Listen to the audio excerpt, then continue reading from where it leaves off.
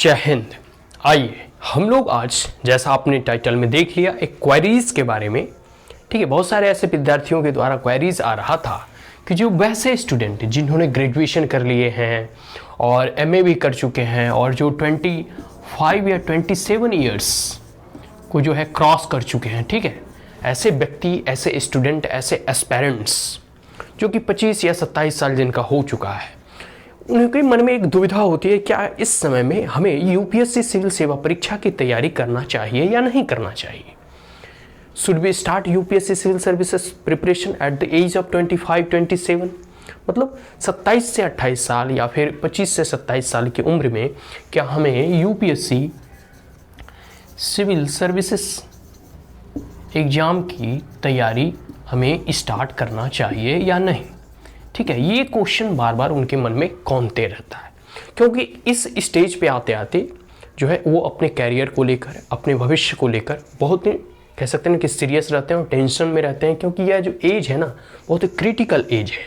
इनके पास समय की बहुत ही कंस्टेंट रहती है, बहुत कमी रहती है, और कोई भी एक नई चीज़ को स्टार्ट करना, ठीक है, फिर से प्रारंभ करना अपने आप में एक बहुत बड़ा रिस्क करता है। मतलब एक प्रकार कैसे कह सकते हैं कि रिस्क होता है। मतलब आप को जो है अपने जीवन में अगर कोई भी चीज़ एम और लक्ष्य ऑलरेडी बना चुके होते हैं और आप देखते हैं कि अब हमारा एज जो है 27-28 मतलब आ चुका है, और इस वक्त आप अपने एम और अपने ड्रीम से हटकर कोई एक नए ड्रीम, कोई एक नए कह सकते हैं कि एम के बारे में सोचते हैं, ठीक है। जैसे आप इंजीनियर होते हैं, डॉक्टर्स होते हैं, या फिर कोई अदर प्रोफेशंस में होते हैं, टीचर होते हैं, क्लर्क होते हैं, सीए होते हैं, बैंकिंग में होते हैं, या कोई भी आप प्रोफेशन में ऑलरेडी हैं, और आपको लगता है कि हम 27-28 उम्र हो गया है हमारा, 29 होने जा रहा है, अब हम जो है यूपीएससी सिविल सेवा परीक्षा की जो है प्रिपरेशन स्टार्ट करें या नहीं, इसकी जर्नी हम यहाँ प्रारंभ करें या नहीं, इसको लेकर जो है ना मन में बहुत दुविधा होती है।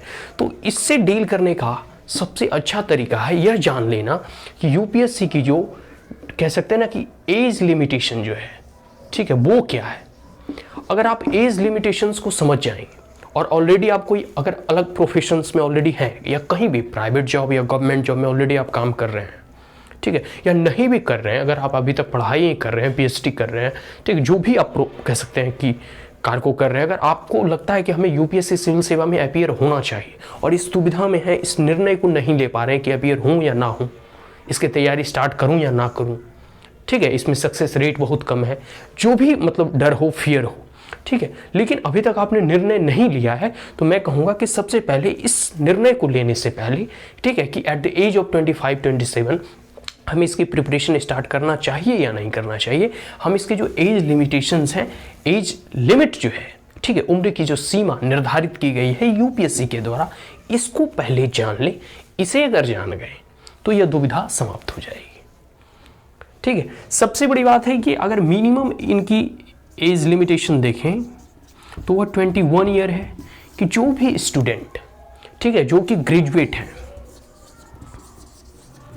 जिन्होंने स्नातक कर लिया है, ठीक है, जो ग्रेजुएशन कंप्लीट कर लिए हैं या फाइनल ईयर या थर्ड ईयर में लास्ट सेमेस्टर में है, ठीक है, और 21 ईयर वो कंप्लीट कर लेते हैं, तो वो they can apply for the UPSC civil services examination, और यूपीएससी और आयोग जो है, ठीक है, संघ लोक सेवा आयोग उन्हें अवसर देता है कि अगर आप लास्ट सेमेस्टर में हैं, फाइनल ईयर में हैं, या फिर 21 साल कंप्लीट करके ग्रेजुएशन भी कंप्लीट हो चुका है, उस परिस्थिति में आप यूपीएससी सिविल सेवा परीक्षा में अपीयर हो सकते हैं।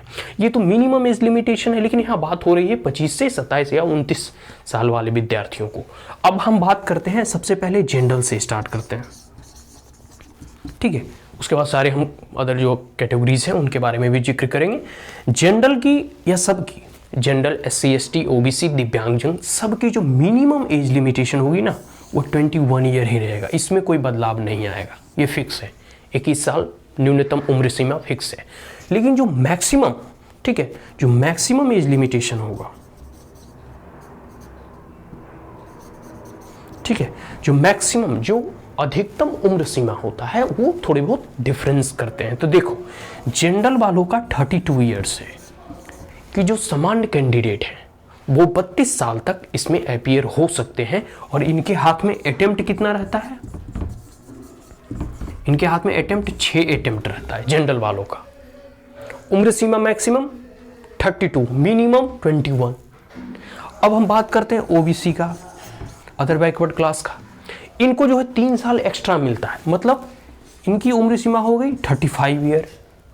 इनका जो अटेम्प्ट है 3 एक्स्ट्रा मिल गया, 9 अटेम्प्ट हो गए। अब बात करते हैं एससी और एसटी का।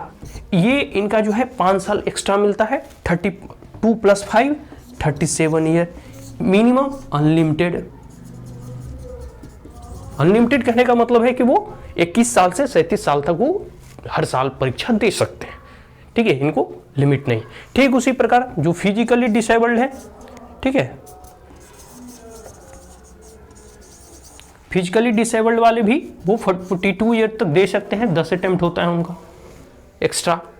तो एक प्रकार से आप कह सकते हैं कि ये हमारी मैक्सिमम एज लिमिटेशन है। अब बात करते हैं 25 to 27 ईयर वाले।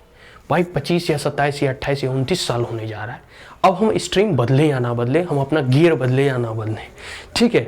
तो अब इसमें देखिए, अगर जो व्यक्ति मान लेते हैं 27 साल का है, ठीक है, और वो कोई अदर प्रोफेशन में है, चाहे टीचिंग प्रोफेशन में है, डॉक्टर में है, मेडिकल प्रोफेशन ऑलरेडी है, या बैंकिंग में है, रेलवे में है, कोई भी अदर प्रोफेशन में है, उन्हें लगता है चलो यूपीएससी की तैयारी करना चाहिए, हम तो ऑलरेडी इसमें हैं, अब हमें चलो एक बार यूपीएससी में भी हम भाग आजमाते हैं। और बहुत सारे ऐसे आप कैंडिडेट को देखोगे कि जो एकदम लास्ट के लास्ट अटेम्प्ट में, अनु भोकर मैम 32 ईयर, मतलब उनका लास्ट अटेम्प्ट होता है, मतलब लास्ट अटेम्प्ट, मतलब वो, और वो सेकेंड रैंक ले आती है। तो इस प्रकार से अगर 27 ईयर भी हो चुका है, और अगर आप जनरल कैटेगरी से भी, मतलब सामान्य विद्यार्थी हैं, कोई रिजर्वेशन वगैरह नहीं, फिर भी आपके पास 27 से 5 साल मौका मिलता है, 5 ईयर।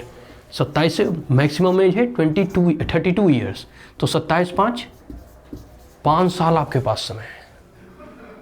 और इसकी प्रिपरेशन, अगर तैयारी, अगर मूल तक है, जो व्यक्ति सीरियस एस्पिरेंट्स होगा, तो 1.5 साल इज मोर देन एनफ है, 1.5 ईयर्स, क्योंकि इसके करंट अफेयर 1.5 ईयर से ही पूछे जाते हैं।